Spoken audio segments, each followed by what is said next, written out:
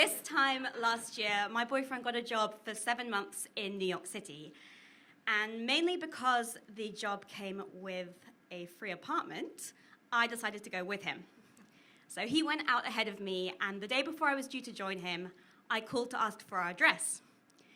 And he told me that we were going to be living in Midtown Manhattan on the 44th floor of an apartment building with a view of Central Park and the Hudson River. Now, I know that this is an excellent address, but when he told me that, all I felt was absolute sheer terror. And the reason for that, and keep in mind that my boyfriend knew this, is that I am scared of lifts. And when I say scared, I mean I was a 29-year-old woman who had never used a lift unaccompanied. I was terrified of lifts, and now I was going to live on the 44th floor. So I flew out to New York, and I can't say initially it was terrible, although I was uncomfortable. New York is a hard place to have a terrible time in. I mean, I saw Broadway shows, and I ate amazing food, and I drank incredible cocktails. So, put it this way, on Instagram, everyone was very impressed with me.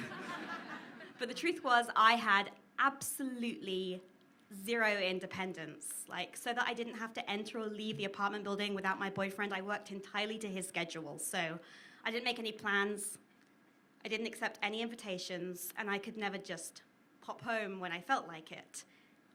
So here I was in my dream city, and very soon I was just exhausted and I was miserable. And just when I was about to give up, as it so happens so often in my life, my parents appeared on the scene. And my parents aren't very easy to describe, and I'm not going to try too hard because my dad is here tonight. But suffice to say, they are kind and loving and caring and maybe a little bit over-involved in my life. Which is quite frustrating, but it does mean that when I called my mum and I told her about all the amazing things I was doing and seeing and all the people I was meeting, what she actually heard is, I am desperately trying to fill every second of my day because I'm too scared to go home. And to her, this was totally unacceptable. And my parents were actually planning to come and visit pretty soon, and my mum promised/threatened that by the time they left, I would be using this lift like a champ. And sure enough, a few days after their arrival, I awoke to quite an aggressive banging outside my apartment door. And I went outside, and my mum and my dad were there facing the bank of lifts. And they dragged me into the middle of them. And they said, this is day 1 of the lift tests. And the first test is you will go 1 floor in a lift alone. And I was immediately terrified. And so first of all, my mum and me stayed there, and my dad got in the lift by himself, and he went up and down a few times, and all the time he was screaming at the top of his voice. And I believe this was supposed to show me that if something did go wrong in a lift, someone would eventually hear you. But then I had to get in with him, and we went up and down a few floors together, and then we were listening out, for any weird noises or lights or buzzes or whatever, and so I could just get used to it. And then we got off together on the 43rd floor, and my job was just to go up 1 flight by myself to my mum, who was waiting there.